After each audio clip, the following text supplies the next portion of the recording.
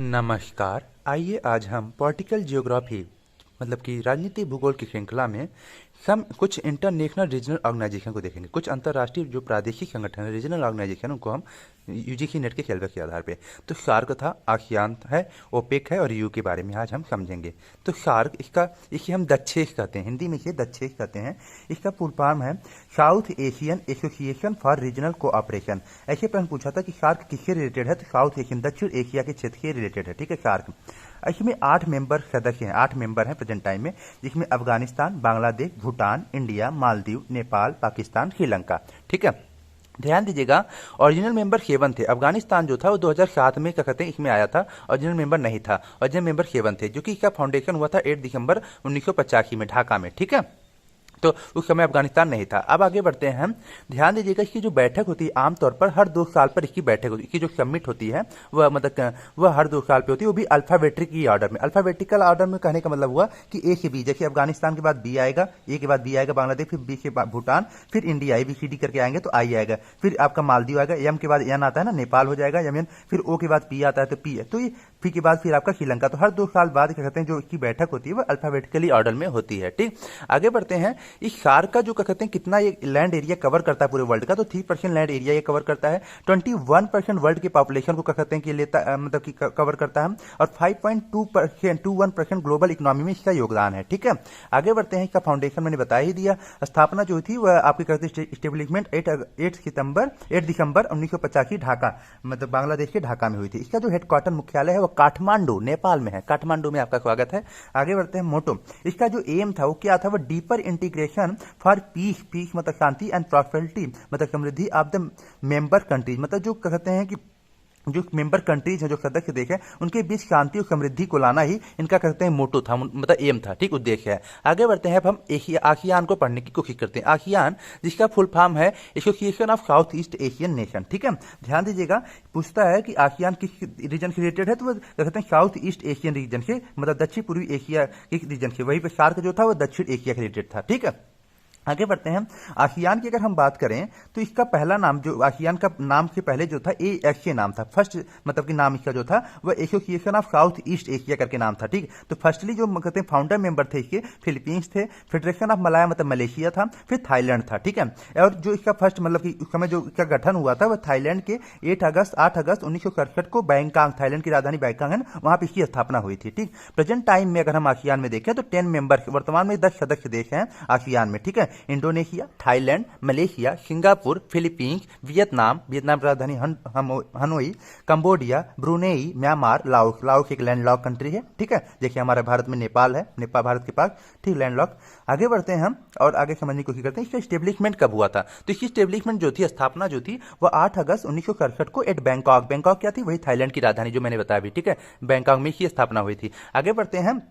Headquarter इसका मुख्यालय कहाँ पे, जकार्ता इंडोनेशिया में, जो कि अब इंडोनेशिया अपनी राजधानी ब्रुनेई ले जा रहा है। ब्रुनेई के पास बगल में एक है रीजन, क्योंकि जकार्ता डूबने का डर है ना। आगे बढ़ते हैं। ओपेक की बात करते हैं। ओपेक की अगर हम बात करें तो इसका फुल फॉर्म है organisation of petroleum exporting country. जो क्या कहते हैं कि पेट्रोल को एक्सपोर्ट करते हैं, निर्यात करते हैं, उनकी कंट्री का एक संगठन है, ऑर्गेनाइजेशन है। ठीक है, अच्छा एक चीज मैंने भूल गया, आसियान के जो रीजन थे, ठीक है, आसियान में क्या कहते हैं कि 8.5 वर्ल्ड पॉपुलेशन की कवर करता है, 6.5% एक ग्लोबल इकोनॉमी GDP में योगदान देता है। ठीक है, उसी प्रकार से ओपेक है। ओपेक की अगर हम बात करें तो 44% ग्लोबल ऑयल के प्रोडक्शन में ये क्या कहते हैं प्रोडक्टिविटी में ये योगदान देता है। ठीक है, और 60% ट्रेड करता है, व्यापार करता है इंटरनेशनली। क्या कहते हैं 60% पूरे इंटरनेशनल पे, 60% मतलब तेल का, ऑयल का कहते हैं व्यापार ये इंटरनेशनली करता है। 81% वर्ल्ड ऑयल रिजर्व है, पूरे विश्व का 80% या 81% कहते हैं oil reserve in OPEC countries के पास है। ठीक है, आगे बढ़ते हैं। इनके फाउंडेशन की बात करते हैं तो इनकी जो फाउंडेशन मतलब कि क्या कहते हैं स्थापना हुई थी वो 14 सितंबर 1960 को हुई थी। तो इसके जो फाउंडेड बाय द क्या कहते हैं कि 5 फाउंडर मेंबर थे, 5 संस्थापक सदस्य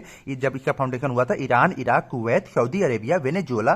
ध्यान दीजिएगा इनका जो फाउंडेशन मतलब हुआ था वह बगदाद, इराक की जो राजधानी कैपिटल है बगदाद, वहां पे इसका स्थापना हुआ था 14 सितंबर 1960 को। ठीक है, आते हैं इसके हेडक्वार्टर मुख्यालय की अगर हम बात करें तो इसका मुख्यालय वियना ऑस्ट्रेलिया में है। ध्यान दीजिएगा इसके जितने भी मेंबर सदस्य हैं, इस समय 13 मेंबर सदस्य हैं, 7 इन अफ्रीका, जितने भी मेंबर सदस्य हैं उसमें वियना जो है क्या कहते हैं ओपेक का जो मुख्यालय है इसके किसी सदस्य देश में नहीं है, वियना ऑस्ट्रिया में पाया जाता है। ठीक है, यहाँ पे आप देख सकते हैं कि ओपेक की स्थापना 1960 में बगदाद इराक में हुई थी। ओपेक का मुख्यालय इसके किसी भी सदस्य देश में नहीं है। ओपेक का प्रमुख उद्देश्य अगर हम देखें तो सदस्य राष्ट्रों की पेट्रोलियम संबंधी नीतियों में जो पॉलिसी है पेट्रोलियम संबंधी वो समन्वय एवं एकरूपता लाना ताकि उत्पादकों को उचित व स्थिर मूल्य की प्राप्ति सुनिश्चित हो। ठीक है, आगे बढ़ते हैं। 13 मेंबर इन प्रेजेंट टाइम में है, जिसमें कि ध्यान दीजिएगा अफ्रीका कॉन्टिनेंट में 7 है जो कि सबसे ज्यादा है। ठीक है, अगर पूछे कि सबसे ज्यादा कहाँ पे तो अफ्रीका कॉन्टिनेंट में है। फिर आपका 5 है, आपका कहते हैं 5 in western Asia. Western Asia में है, वेस्टर्न एशिया मतलब मिडल एशिया जो कहता है।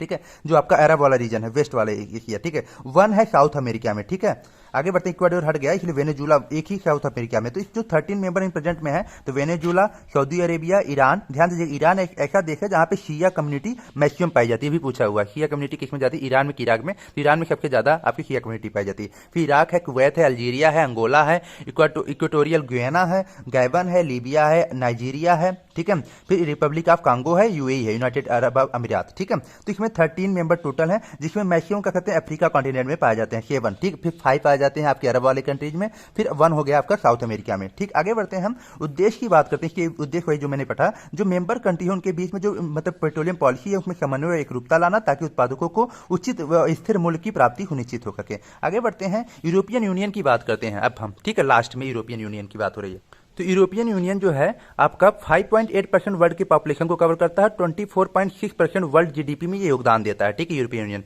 ध्यान दीजिएगा वर्तमान समय में भी ब्रिटेन जो है यूरोपियन यूनियन को छोड़ दिया है, अब उसका पार्ट नहीं है। ठीक है, 31 जनवरी 1920 को कहते हैं कि छोड़ दिया था। आगे बढ़ते हैं।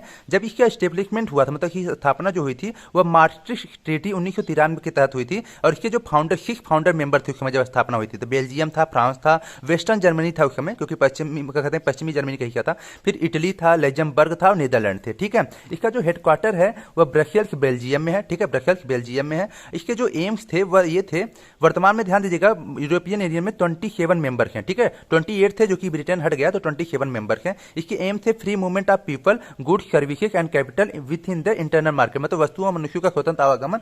ध्यान दीजिएगा आप एक जगह दूसरी जगह वीजा की जरूरत नहीं पड़ रही, जैसे इंडिया के नेपाल जाएंगे तो वीजा की जरूरत नहीं पड़ती, वैसे ही प्रकार की इसमें भी है कि आप जो यूरोपियन कंट्री के यूनियन जो यूरोपियन यूनियन के मतलब कंट्री है वह एक देश से दूसरे देश में जाएंगे तो वीजा की जरूरत नहीं पड़ेगी, तो वो फ्री मूवमेंट कहते हैं।